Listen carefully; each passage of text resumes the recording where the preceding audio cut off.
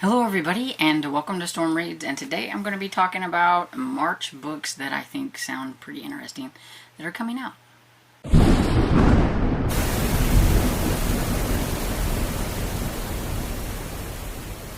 And so, getting ahead of it this time and getting my video filmed earlier than I did my February one.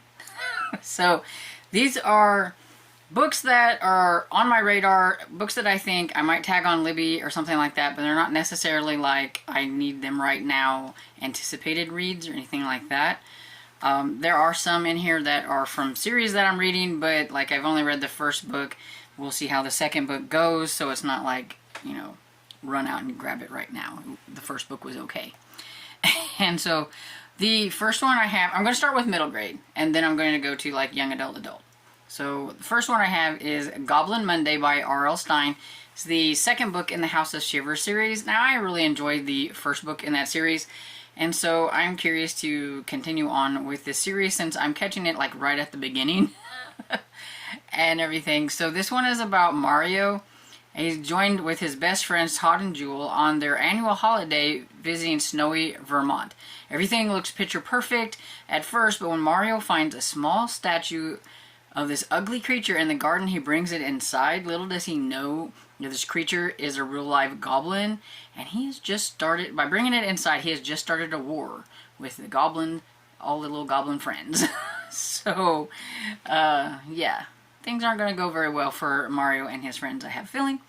And so I'm curious. This one comes out March 5th, and it is from Scholastic Books.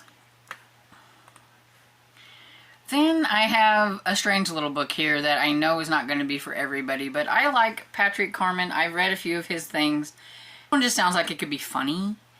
And I mean, it looks like it's called Bonkers. So like maybe that's the series title, I don't know. But then it says, The Terror in Jenny's Armpit. So it says, there is something in Jenny's armpit and it's getting bigger.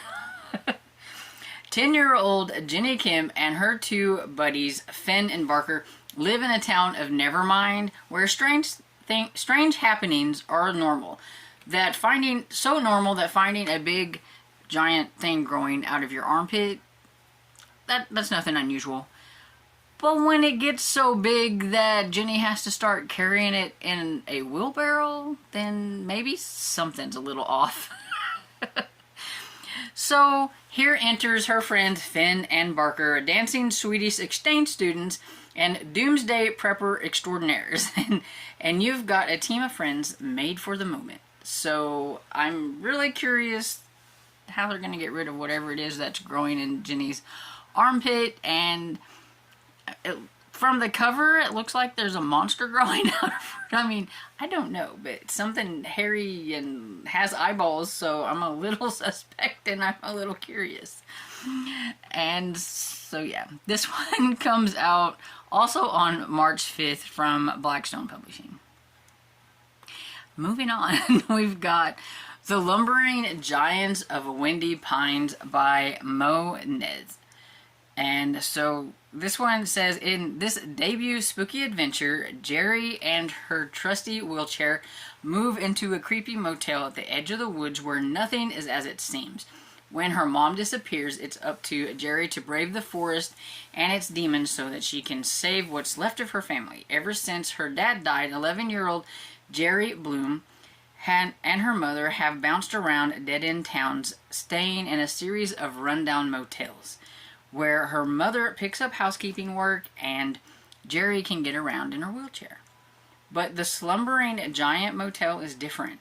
Lights blink on and off in the surrounding trees. A mysterious radio station plays only at midnight, and people disappear into the woods, never to be seen again.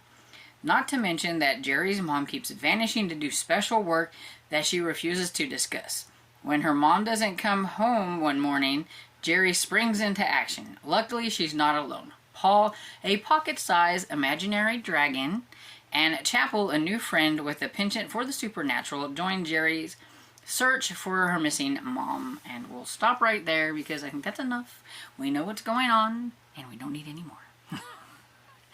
And so, yeah, I think this one sounds pretty interesting. It sounds like it could have a few spooky elements, and that's definitely my kind of middle grade. It also says that it's fantasy, urban fantasy, and if I'm going to read those kind of books, most of the time middle grade is a good thing. Fantasy, middle grade, that's my kind of fantasy. I forgot to say when that one came out. It comes, the Lumbering one, The Lumbering Giants of Windy Pine comes out March 12th from Clarion Books. Okay. So the next one I have is Wayfinders by Brian Chick, and this one comes out March 12th from Blackstone Publishing. Get that out of the way before I forget. And it says, between schools and family drama, Chloe Summers has more than enough on her plate. But when a giant literally crashes into her house, and not to mention the mermaid in the bathtub, the unicorn in the barn, Chloe and her dad find themselves on a wild adventure to save a group of fairy tale creatures and help them return to their home. And, I don't know, right there sounds like something I would enjoy. Sounds fun. Definitely my kind of fantasy type of book. So, yeah, sounds fun.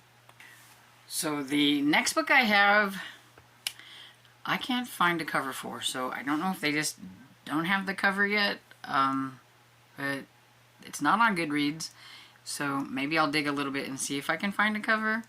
But this is the second book in the Bite Risk series, and I read the first one last year. It's by S.J. Wills, so I'm kind of curious about this one, and this one is called Caught Dead. And so this is a town where the adults are werewolves and the kids have to make sure that they are put up at night once a month to make sure that they can't get out and harm anybody. They learned a lot of things about the town and how it is being controlled in the first book, and so I'm kind of curious to see how that is going to go on in this one. And it seems like something has turned the world upside down. There's not even a lot here to even go by, and none of it sounds like something I could tell you without spoiling anything. But yeah, I mean, it's werewolves, it's horror, it's middle grade, and I'm there for it. And so yeah, it will be something I'll be looking for, and hopefully get the audio eventually. That's the way I listened to the first one, so that's probably what I'll do with this one. So it's not like something I'm anticipating and I'm like ready to go and grab, but it comes out March 14th, and I will be looking for it. And it's from Simon & Schuster. And this next one is also a series that I've been reading, and this one is the Onia series by Tola Okugwa, and I'm probably butchering the name, sorry. But we have Onia and the Heroes of Dawn. So can't really say a whole lot about this one, but I did want to put it out there in case somebody hasn't heard of the series and they want to go back and read the first book. But this is a book where Onia has this special power, and it's all in her hair. And so her hair is magical and can whip around and smack people and do all kinds of fancy little things. And she's got a massive amount of it and everything. So yeah, it says it's like perfect for fans of like Percy Jackson, Amari and the Night Brothers, and things like that. And it's about this Solari. They are children with superpowers, and they are always been native to Nigeria. And so yeah, that's pretty much all I'm gonna say. But I am curious to see what is going to happen. But it's also not a favorite series, it's just an okay series for me, but I think that a lot of other people will probably enjoy it a lot more than me, so always want to put that on people's radar and everything, and in case you're interested in it. And that's the last middle grade book, and that one comes out March 28th, I think. Okay, well, I had March 28th written down, but Goodreads says March 14th, but it's from Simon & Schuster as well. And so yeah, so mark your calendars or read the first one and get ready for the third one. So now we are on to the adult and young adult, if there are any here. I don't mark it if there are, so I don't know. I just know I have a list. and I'm going to get rid of it. So the first one I have is called Kilt Trip, and it's by Alexandra Kiley, maybe? I'm not sure exactly how you say that. I don't normally go for these cutesy covers on contemporary romances, but this one sounded kind of fun. And so this one is about Addie, who is a travel consultant, and she will globetrot all over the world, but she will not go to Scotland. But now she has to go to Scotland to save her job and help a struggling, kind of rundown family-ran tour company. And so we have Logan, who is the rugged Scottish guy, and he's probably the one doing most of the running of the family business, and he likes showing people Scotland's hidden gems, and he's really, you know, loves his country and all that kind of stuff. He doesn't want an American coming in and telling him what to do with his company, especially one who doesn't even leave her room like the office and even come out and enjoy things, and she's trying to implement like some tourist trap stuff or things about Loch Ness monsters and stuff that he's just not really big on. And so they kind of have a war going and everything against each other and stuff. It sounds to me like the makings for a Hallmark movie, and that's probably why I kind of gravitated to it. But I'm a big fan of Scotland, and so it got me with the Kilt Trip. I will admit. And so yeah, it sounds cute. Comes out March 5th from Canary Street Press. On to the next one. We have a mystery thriller. And I know I'm not the best with thrillers, but they always get me. They wrap me in. And so I always put them on here as a maybe, and I thought somebody else might like it too. It's called Listen for the Lies by Amy Tintera. It says, what if you thought you murdered your best friend? And if everyone else thought so too? And what if the truth doesn't matter? Well, I would think that the truth wouldn't matter. It says, after Lucy is found wandering the streets covered in her best friend Savy's blood, everyone thinks she's a murderer. Lucy and Savy were the golden girls of the small town in Texas. Pretty, smart, and inevitable. Lucy married a dream guy with a big ring and even bigger new home. Savvy was a social butterfly, loved by all, and if you believe the rumors, especially popular with the men in town. It's been years since the horrible night, a night Lucy can't remember anything about, and she has since moved to Los Angeles and started a new life. But now the phenomenal, huge hit true crime podcast, Listen for the Lie, and its too good-looking host Ben Owens has decided to investigate Savy's murder for the show's second season. Lucy is forced to return to the place she vowed she'd never set foot in again and solve her friend's murder, even if she is the one that did it. And I don't know, it sounds interesting, don't you think? I think it sounds interesting. I don't know. I am so hit or miss with thrillers. They sound good in theory, but then they're slow moving, and I don't like that. I think that's the problem. I need one that's like fast paced, and a lot of them aren't. This one comes out March 5th from Saladin Books. Never heard of that either. And we have A Deadly Endeavor by Jenny Adams. This is a historical fiction mystery crime. So I've never heard of this author, but it says Philadelphia, 1921, when Edie Shippen returns home after spending years in California recovering from influenza. She is shocked to discover her childhood sweetheart is engaged to her twin sister. Ooh, that's not good. Heartbroken and adrift, Eddie vows to begin living her life as a modern woman and to hell with everyone who gets in her way. But as young women start to disappear from the city, her newfound independence begins to feel dangerous. So yeah, I don't need to know any more about that, but that sounds kind of interesting. And I'm curious. We'll see how it goes. It comes out March 5th from Crooked Lane Books. I like Crooked Lane, so it might be good.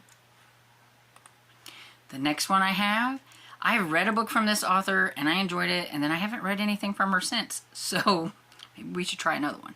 This one is called The Unquiet Bones by Loreth Ann White, if I'm saying that right. It says, a shocking discovery of human bones reopen an almost 50-year-old cold case and rips apart the lives of a group of friends. Doesn't it always? Thrillers. It's a group of friends getting ripped apart. I mean, I think that's like the big thriller trope, right? So, when human bones are found beneath an old chapel in the woods, evidence suggests the remains could be linked to a decades-old case of a missing teen, Annalise Jensen, homicide detective Jane Monroe, pregnant and acutely attuned to the preciousness of life, hopes the grim discovery will finally bring closure to the girl's family. And I'm not going to read any more. You can always look it up if you need to. But it sounds kind of interesting. A lot of times if you read too much, it kind of spoils the thriller. So we don't go any farther. It comes out March 5th. And it's from Montlake. And I've had good success from books from that publishing company. So it sounds cool. Okay, so this isn't probably normally my kind of book. It still sounds cute. And so I put it on here mainly because I know of some people I think would probably like this one and would probably want to know about it. And it's called The Funeral Ladies of Ellery County by Claire Svinarsky. Yeah, butchered that, I'm pretty sure. But it says, armed with a crock pot and a pile of recipes, a grandmother, her granddaughter, and a mysterious young man work to bring a community together. So, I don't know, it just sounds fun. Esther Larson has been cooking for funerals in Northwoods of Wisconsin for 70 years. Known locally as the Funeral Ladies, she and her cohorts have been working hard to keep the mourners of Ellery County fed. It is her firm belief that there is very little a warm casserole and a piece of cherry pie can't fix. But after falling for an internet scam that put her home at risk, the proud Larson family matriarch is the one in need of help these days. Iris, Esther's whip-smart Gen Z granddaughter, would do anything for her family and her community.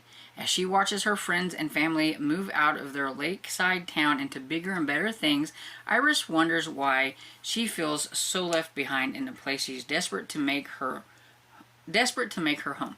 But when Cooper Wells shows up, she finally starts to feel like she's found the missing piece of her puzzle. Cooper is dealing with becoming a legal guardian to his younger half-sister after his beloved stepmother dies, while their celebrity chef father is focused on his booming career and top-ranking television show. Cooper is still hurting from a public tragedy he witnessed last year as a paramedic and finding it hard to cope. With Iris in the gorgeous Ellery County, though, he hopes he might finally find a home he's been looking for. So, it sounds cute. It sounds very chick litty, and I know a lot of people who really like those. And I will admit, if I just read them, I do like them, and so that's probably why it's on here. Because, I mean, it sounds cute, and like, it would make a really good TV show or something. It's like, comes out March 12th, and it's from Avon. And then back to the historical mystery. We have The Love Remedy by Elizabeth Everett. It's the Damsels of Discovery #1. When a Victorian apothecary hires a stoic private investigator to protect her business, they learn there's only one way to treat true love with a happily ever after. Well, yeah, that's usually how it goes. When Lucinda Peterson's recently perfected formula for a salve to treat croup goes missing, she is certain it's only the latest in a line of misfortunes at the hands of a rival apothecary. Outraged and fearing financial ruin, Lucy turns to private investigator Jonathan Thorne for help. She just didn't expect her champion to be so grumpy. A single father and an agent of tyranny and company, Thorne accepts a mission a wide variety of accepts missions for a wide variety of employers, from the British government to wronged wives. None have intrigued him so much as the spirited Miss Peterson. As the two work side by side to unmask her scientific saboteur, Lucy slips ever so sweetly under Thorne's battered armors, tempting him to abandon old promises. It sounds fun. It sounds like it could have maybe some good banter between the two of them, which I like in my historical mysteries. And I am looking for a new good historical mystery. So, hopefully. Comes out March 19th from Berkeley. And then the next one I have is To Slip the Bonds of Earth by Amanda Flowers. This is her latest historical mystery series. It's the Catherine Wright mystery series. And so this is about the sister of Wilbur and Orville Wright. And so, I tell you what, I am anxious about this one. Her Emily Dickinson one is good. I liked the first book way more than I did the second book. The second book, it took me a little bit to get through it, I will admit. I just wasn't really into it. So I'm really curious about this one. So we'll see. But it says December 1903, while Wilbur and Orville Wright's flying machine is quite literally taking off in Kitty Hawk, North Carolina with its historic 57-second flight, their sister Catherine is back home in Dayton, Ohio, running the bicycle shop, teaching Latin, and looking after the family. A Latin teacher and suffragette, Catherine is fiercely independent, intellectual, and the only Wright sibling to finish college. But at 29, she's frustrated by the gender inequality of academia and is for a new challenge. She never suspects it will be sleuthing. Returning home to Dayton, Wilbur and Orville accept an invitation to a friend's party. Nervous about leaving their as yet unpatented flyer plans unattended, Wilbur decides to bring them to the festivities, where they are stolen right out from under his nose. As always, it's Catherine's job to solve a problem, and in this case, crime solve. And so, yeah, I am curious about it, and it comes out March 26th. It's from Kensington, and I have an e-copy of it, so I will be giving it a try. I just really hope I like it. I really do. It's not very long. It's only 288 pages, so fingers crossed. The next one I have is Lost Man's Lane by Scott Carson. It is a horror thriller. It's paranormal. It says a teenager explores the darkness hidden within his hometown in this spellbinding supernatural thriller. For a 16-year-old, summer internship working as a private investigator seems like a dream come true, particularly since the PI investigating the most shocking crime to hit Bloomington, Indiana in decades. A local woman has vanished, and the last time anyone saw her, she was in the back seat of a police car driven by a man impersonating an officer.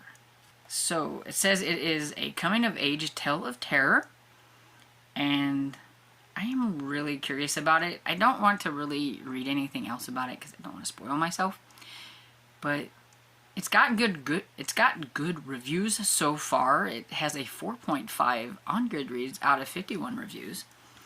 So, hopefully I'll like it. This one comes out March 26th by Atria. And, yeah. It's definitely one that I will give a try. But not way up on my, to-read list.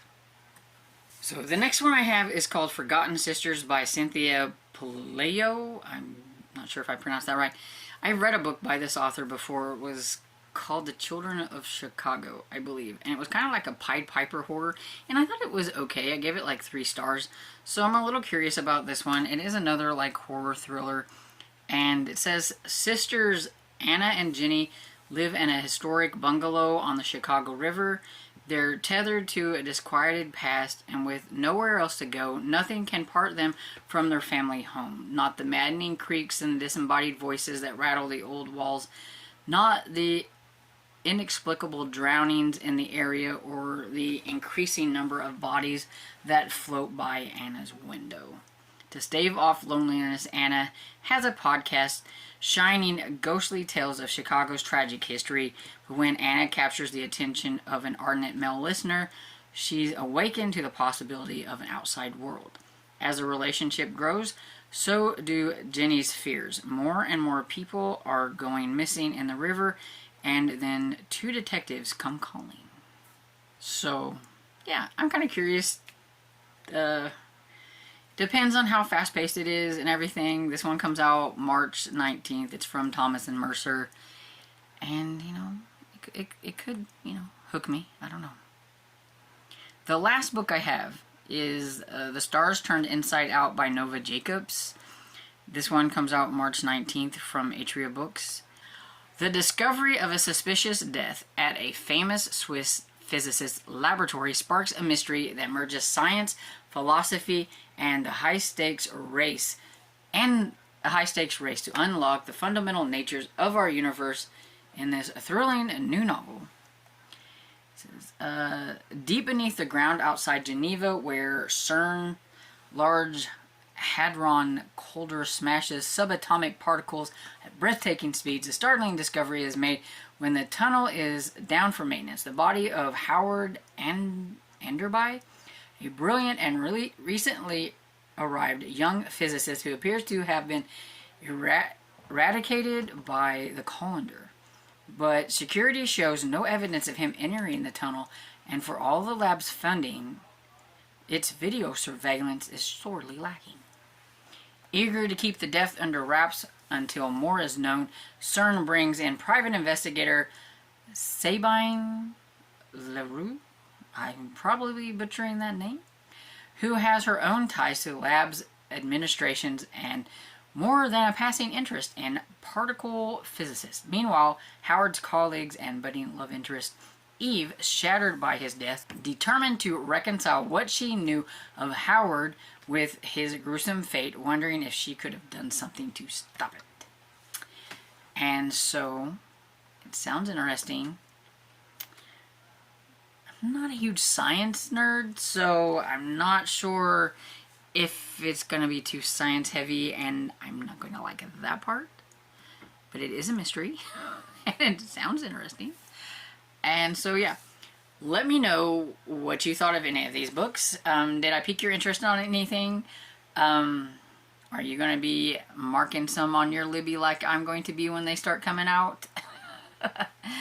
Yeah, I have this giant list of books that I know I'm never ever going to get to, but it's always fun to look and see what's coming out.